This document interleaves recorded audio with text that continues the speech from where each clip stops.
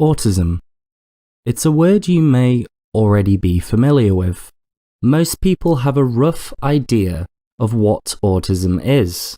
After all, 700,000 people in the UK exist somewhere on the autism spectrum. Asperger's syndrome is described as a high-functioning form of this condition. Those with Asperger's syndrome are generally indistinguishable from your average person. They often go without the social support that others on the autistic spectrum receive. They are given special education to help them fit better into society, but they stand as some of the most vulnerable individuals at all stages of life. At school, they are bullied, socially isolated. In adulthood, 70% of autistics receive a significant lack of support from social services, and at least 1 in 3 live with severe mental health difficulties. Despite a strong presence in the world of scientific research and social awareness, it stands as perhaps the most misunderstood condition in our society. In this documentary, I'm going to explore the reasons behind this mental health crisis and tease out whether it's an issue of biology or whether it's social.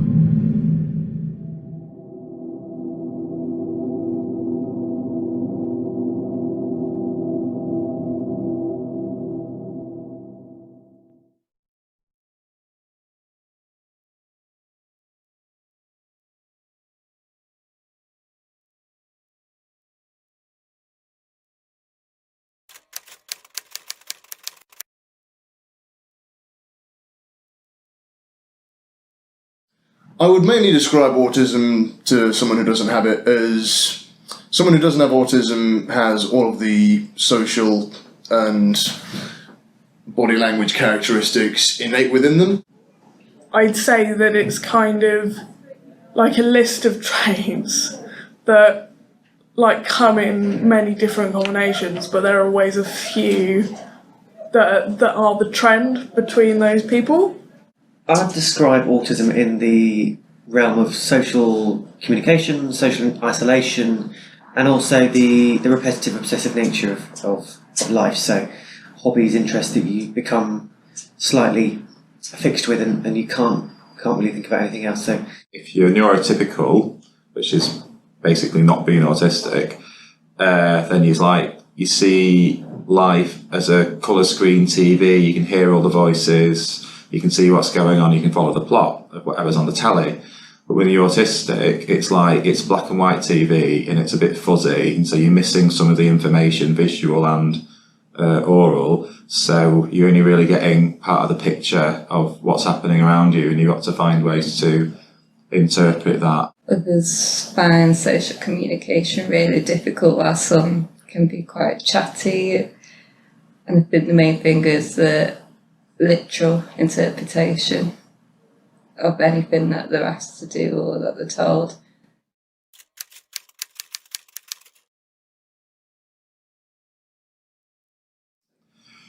Yeah, I mean, it is a funny question. I think it's a good question because I think most autistic people would say yes and no. One thing that I tend to like about being autistic is that I've had to learn my emotions, learn social interactions, so it's made me earn those things as opposed to being endowed with them. I think I would say on the whole, I'd say I like being autistic. It obviously has its drawbacks, but I really like being autistic. It's very liberating to know that you're autistic, because it's something that I think is like an integral part of your personality, or at least it has been for me my whole life. It has its difficulties, obviously, but I think it's part of what makes me me, and I wouldn't change that.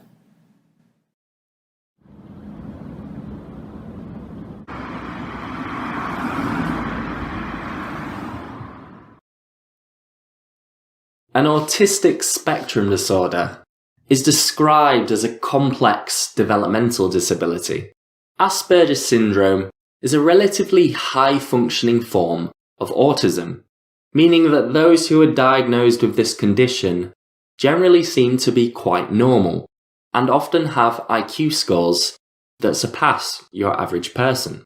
In the 1970s, a popular autism researcher named Lorna Wing developed the triad of impairments to explain the signs of Asperger's syndrome in children. The triad has 3 different but important aspects to it.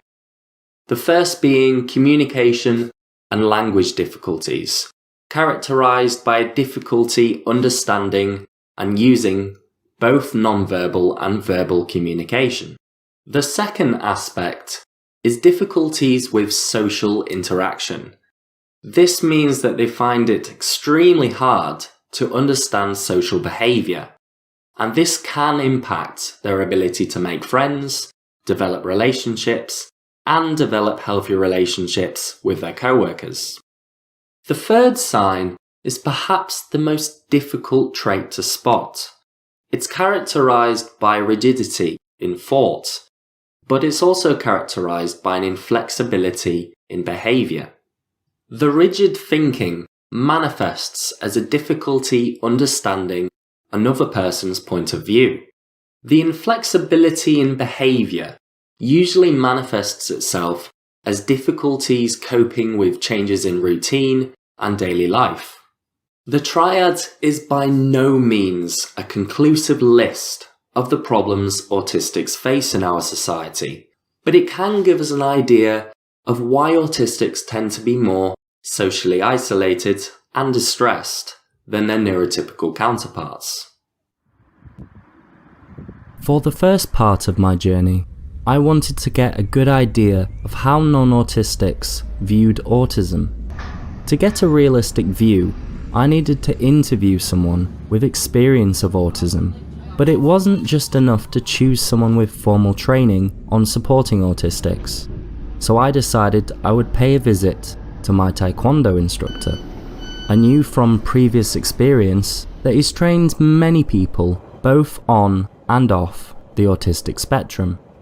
Hopefully, I could get an idea of how autism appears to the general public, how people adjust their views, and some of the trials and tribulations they experience when trying to understand autistic people.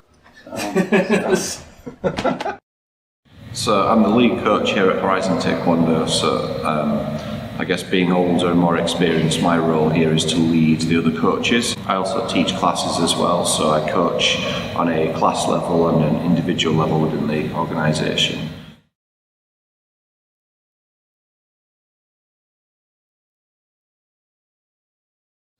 I definitely think it does actually, because it brings, I guess, more of an environment of normality to people with sort of disabilities and learning difficulties, because normally they would be within, I guess, social care groups where it's disability only or learning difficulties only, whereas it's more of an environment that's inclusive, so everyone's there, so everyone learns from each other.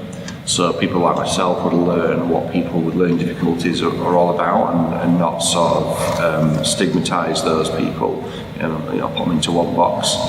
And then I guess the people with learning difficulties, challenging behaviour and various disabilities, they be around people like myself and sort of learn at a different rate, I guess, because you're around people that are different to what you would normally be put in, I guess, through the various education routes and work routes and social groups.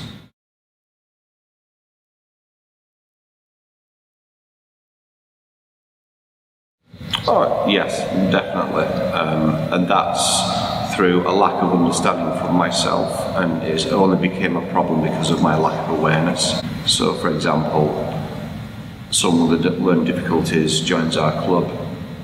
The immediate assumption may be they're all the same. All people with autism, for example, are the same.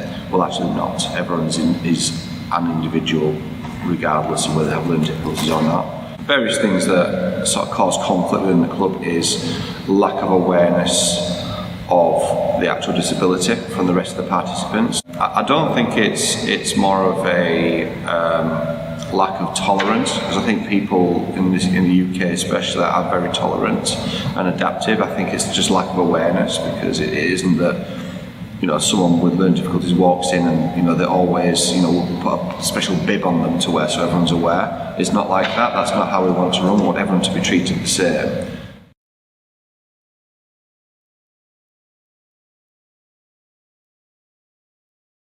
I think so, yeah, because normally people go through an education system which is a one-size-fits-all, whereas sports such as taekwondo and well, I guess every sport's individual and different, but it's just a different type of learning. So in the taekwondo club that we have, obviously there's the physical aspects which you won't get in any other sport. You won't get it through the standard education system, and there's also the sort of self-independent side. So in the taekwondo sport, you've got to be independent. You've got to learn for yourself. You've got to act more mature. You've got to be a self-starter. And there's also the social side as well. So yeah, while you might be fighting in the ring on your own, you know, you're on your own, but you're supported by a coach and you're supported by a big partisan atmosphere of a crowd. And when you train, you've got a team of people around you. So it does teach social skills as well. And then people with learning difficulties who come into the club and not have well-versed, well-exercised, well-seasoned social skills, but being in the team environment, they've got no choice but to adapt.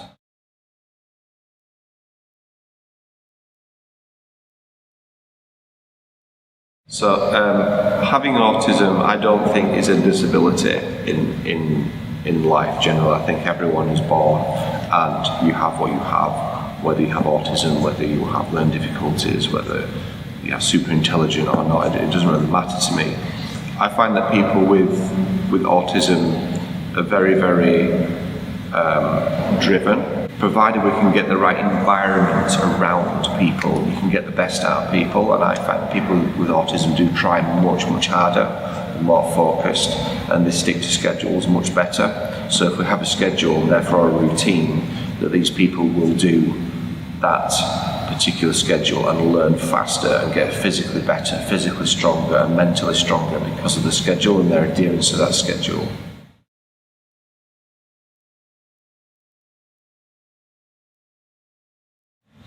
So when I was growing up, I was brought up around people with learning difficulties and various disabilities. When I came into teaching taekwondo, I had that life experience, but at the time I felt, yeah, I know everything about people with learning difficulties and disabilities because I've been brought up around it, but no, there's a lot more to it. Everyone is different, and while I might have made reasonable adjustments for one person joining our club, you need something different for someone else that may join who has learning difficulties, because not everyone's the same.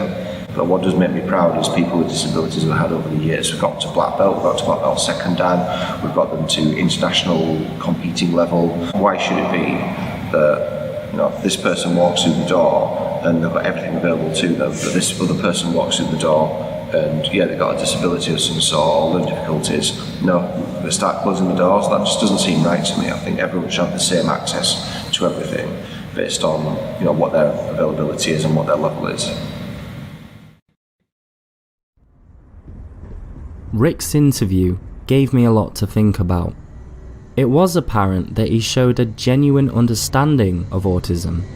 He challenged a lot of initial prejudgments people can have, but he also reflected on how he previously thought about the condition.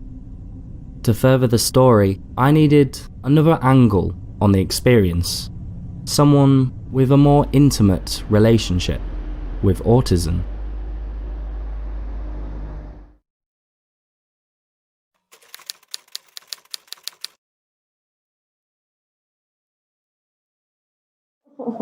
You can include this.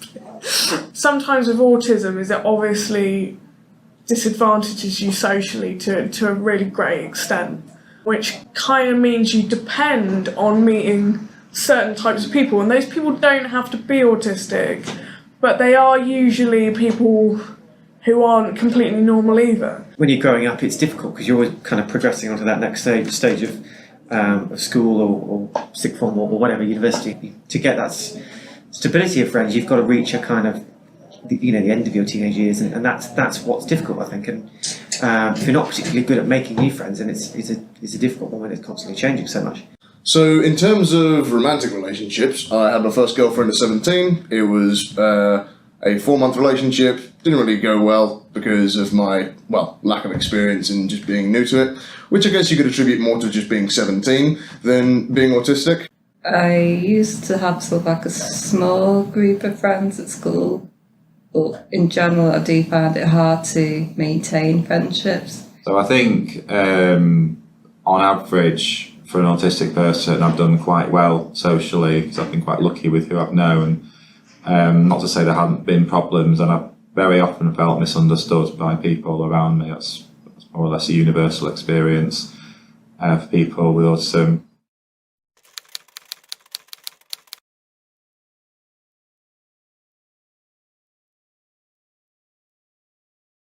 So I was diagnosed with autism at the age of 3 because I wasn't responding to my own name.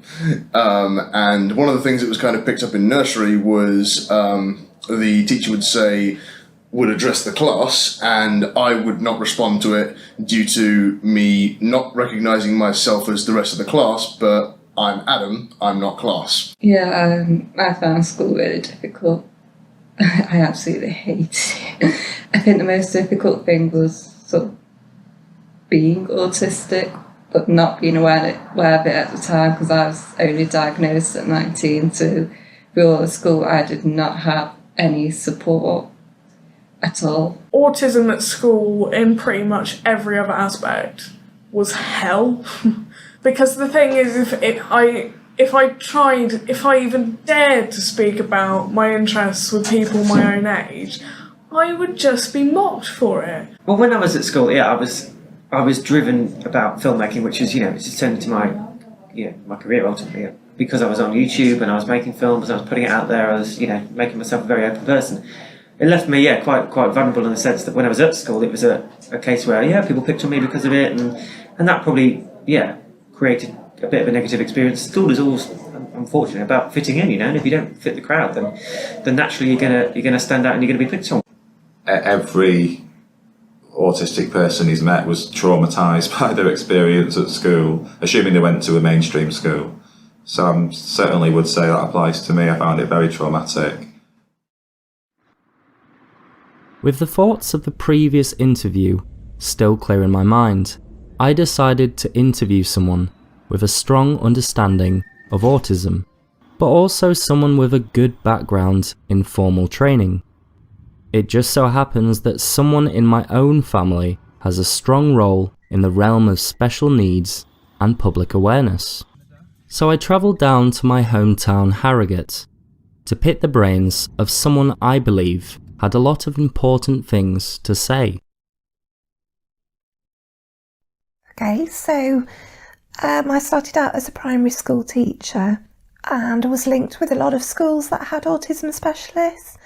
So I learnt a lot about autism and special needs and wanted to sort of broaden my interest.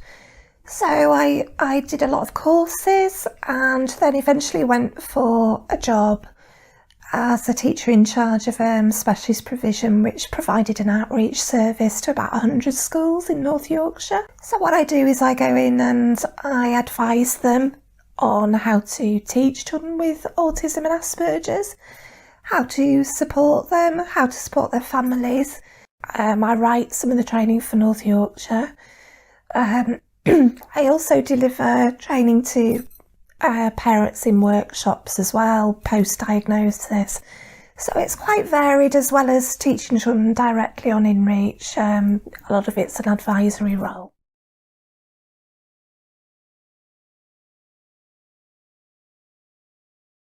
I think there's a lot of difficulties with teaching children on the spectrum.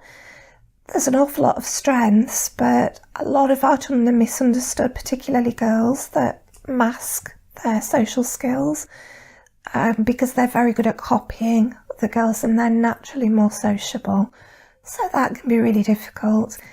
I think the thing that I underestimated with children on the spectrum is the level of anxiety that can be caused by social communication can also be usually caused by any sensory needs as well, and that's really underestimated. Later on, particularly children with Asperger's can develop mental health difficulties because of high anxiety and trying to fit with social norms. I don't think we need to break down that need to fit with social norms at a young age.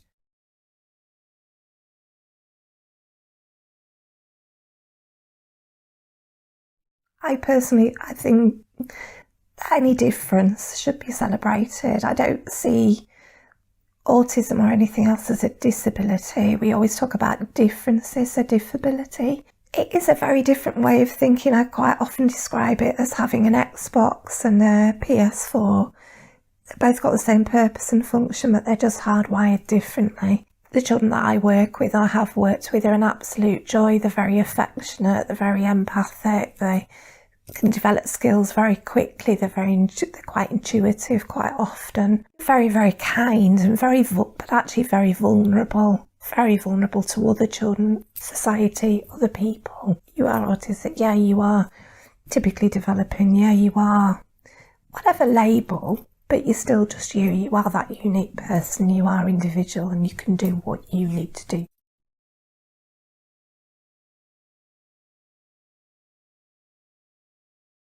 Probably one of the most important aspects are to raise awareness, but not just to raise awareness of autism, because I know there's been a lot on television, because quite often we get children not invited to parties, or we get children that are not understood and their children are asked to stay away from them.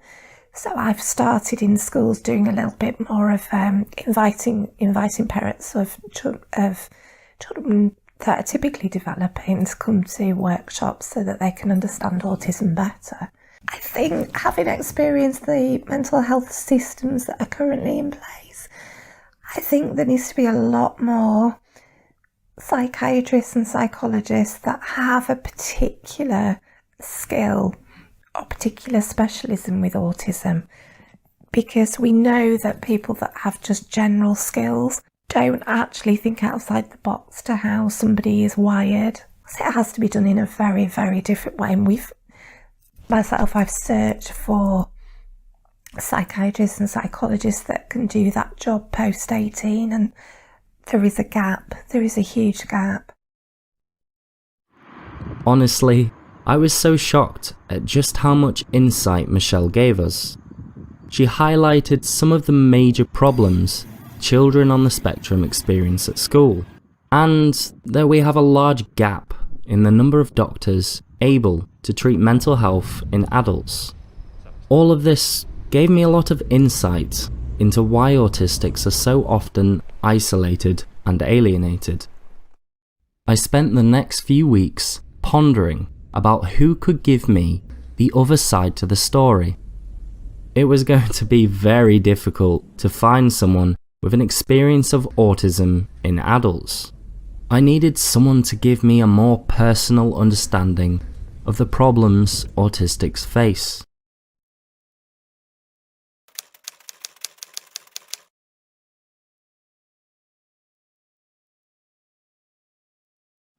Yeah, I feel it's a lot like mental health, but the problem, because especially with those who are less severe, it's not noticeable really, and people aren't understand that just because someone doesn't look typically autistic or whatever, it doesn't mean that they haven't got any issues at all, and just like with anyone else, treat them as an individual. Yeah, I've evolved to fit into the environment that I live in, and therefore it would be strange for society to adapt to a minority, I guess. I suppose there needs to be a degree of acceptance about fitting into autistic people, and this whole reasonable adjustment thing needs to be made a bigger deal of. As far as changing the way that society views autism, I feel like it's definitely changed a lot throughout my lifetime. Personally, I feel like society is very accepting and all that. Personally, in my adult life, I've had absolutely no concerns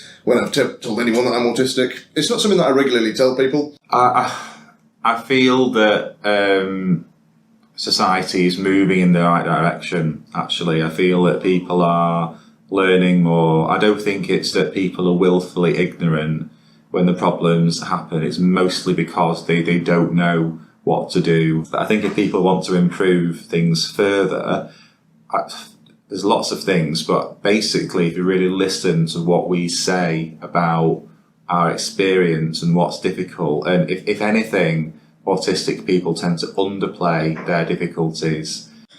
Being autistic is accommodating the entire universe that doesn't understand you. Just think, autistic people are accommodating you all the time. If you don't think autistic people are accommodating you, you don't know any autistic people. And sometimes a little bit back, just a little bit of effort the other way would be enough. With much difficulty, I managed to get in contact with the co-founder of Salford Autism, a charity focused on supporting autistics in difficult, everyday situations. With a diagnosis of Asperger syndrome and a strong dedication to improving the lives of autistics, I was sure he had a lot to bring to the table.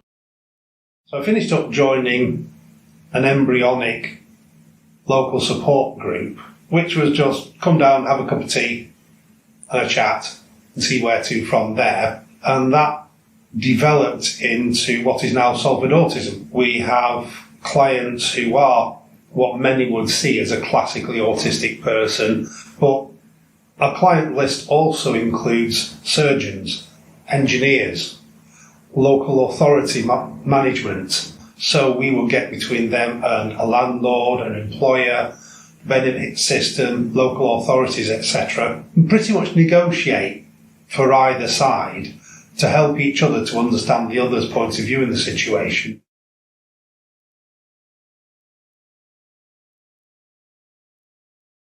None. I spent the last 6 years listening to autistic people and listening to the problems that they have and how they often can't articulate the problem and having to work with that. But other than that, reading and talking to people that are supposedly experts of all sorts of description in the area, no formal training. The frightening thing is that more and more people seem to agree with me.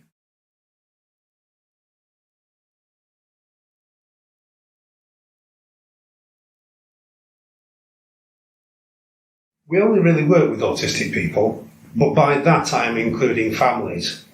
At the end of the day, autism is a genetic condition. You inherit it from your parents, you pass it on to your children. There is no debate about that. How it expresses in an individual is very much subject to that individual's makeup and the environmental circumstances around that person. So it may well be that any given family, it's the most extreme individual that gets the diagnosis first. The difficulty with some can be that they tend to pretend they're normal against all the evidence, especially young people, teenagers and early 20s. They're so busy trying to live a life, trying to find out what life has in store for them. The last thing they want to be discussing is how they are different from everybody else. They don't want to be forced to accept help that they don't see they need. And unfortunately, they are so busy refusing this help, they often don't see the pitfalls coming until too late. Then we find ourselves in crisis mode, trying to get under the axe before it actually lands. And we're not always successful. The biggest problem that we see from non-autistic people is as a result of working with them because of the involvement of an autistic person, and they really have no idea. None whatsoever.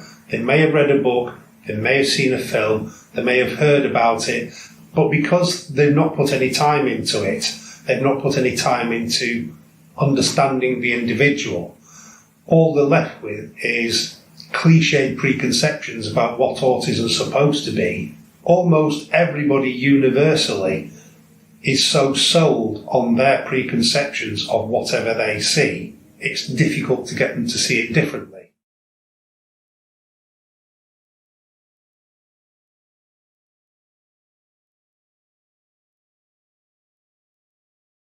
Every day. One of the beauties, I won't say joys, because sometimes it can be quite difficult, of working with autistic people is that everyone is radically different. There's always something new to learn about every person and from every person. But there is also the joy that I have never come across a nasty autistic person. I've never come across an autistic person that would steal. I've never come across an autistic person that would tell lies, either to harm somebody else or for their own advantage. We seem to be much more focused on what is right and proper. Would I like it if somebody did this to me? It really is a revelation every time I speak to an autistic person. The problems they deal with, how they deal with it, how they perceive those problems, and how they perceive the interactions with other people. And unpeeling that onion is always revealing. So as much as I spend my time helping other people, in itself it is an education for me.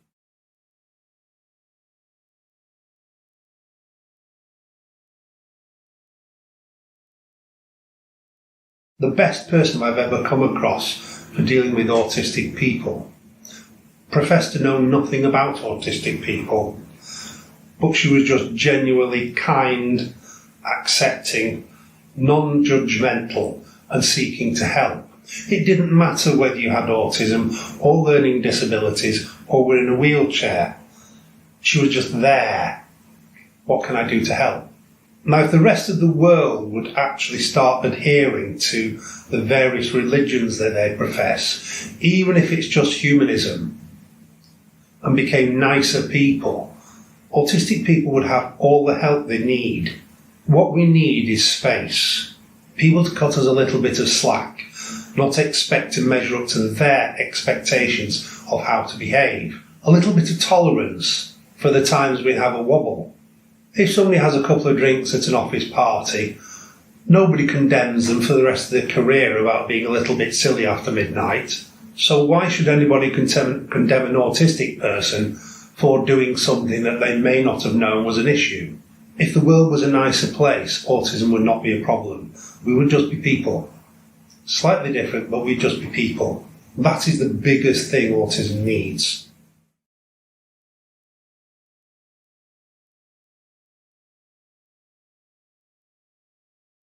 Social is all. Autism does not necessarily come with any physical characteristics. The social model of disability is the most applicable to autism because there is nothing disabling per se about autism. It might make life more difficult, but if society would stop expecting us to behave to a standard that they think is normal and just accepted that we are the way we are, with all our twists and turns and abnormalities, they would start to realise that none of the things they see as being different matter. They just don't matter. Yes, meltdowns are a problem, but so's epilepsy. Nobody worries too much about an epileptic. They know what to do, and they just deal with it when they find one. If people would have a little bit more information and just be a little bit more charitable, we need to educate non-autistic people in the right way to understand how autism works, what it is, what it isn't. And we also need to educate autistic people that all of us are different, but none of us are broken. I started off with an idea of what autism was and why autistics face so many problems in our society. My interviews with Rick gave me a lot of insight into how someone's opinions can change about the condition. He also taught me just how crucial getting an in-depth personal understanding of Asperger's is to the world. With Michelle, She gave a great outsider's perspective on autism in children and what may be at the heart of the problems they face in adult life. And lastly, Peter helped me understand the actual issues autistics struggle with and just how important small acts of kindness and understanding are to the lives of these people. It wasn't just these individuals. Throughout the process, I got a strong appreciation for just how diverse and different autistics can be from each other. Their experiences, their struggles, their outlooks on life, and most importantly, the strength that's required to face these issues head on. There's a lot to learn from the things we've seen today. Will it really make a difference? Are we going to ignore the issues facing autistic people? At the end of the day, they spent their entire life learning about you, learning to adapt to a society that is not built for them. Just as everyone else in this world, all they need is to feel like they're understood and loved for who they are. A little kindness, acceptance, and tolerance can make a huge difference.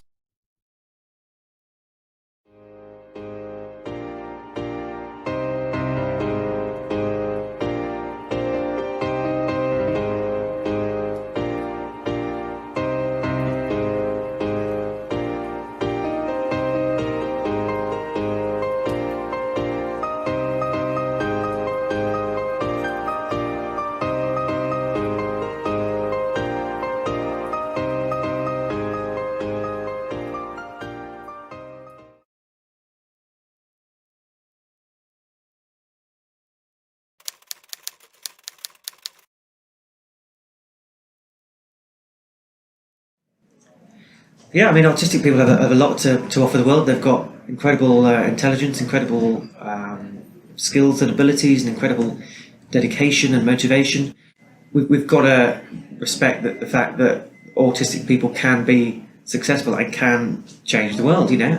Well, based on the prevalence of autistics in science and literature and all that, I would say that there's, as I've said earlier, that autistics have a lot to offer the world in terms of moving the world forward in technology, but also I don't like to differentiate autistics from anyone else, so I'd say, what do autistics have to offer the world? As much or as little as anyone else. I think honesty and being able to get to the heart of the problem and cut through all the BS that other people focus on and can't move on from. Well, again, it depends on the person. I think most autistic people can think for themselves and can often really perceive what's going on in society. So again, it's like if more autistic voices are heard, I think it would benefit everyone because we tend to be more detached, kind of emotionally, which can come across as being quite cold-hearted, but it's not that at all. It's just the way we process stuff is very different. Autistic, in its original definition, as defined by Asperger and his colleagues, was like the outsider. The autistics were the children that weren't spending time with the other children. And that is a bit of a problem because it means that there's this association, this connotation that will always be there. There's no reason why autistic people can't just be like people, have normal relationships, normal lives. You are entitled to live a life just as everyone else does.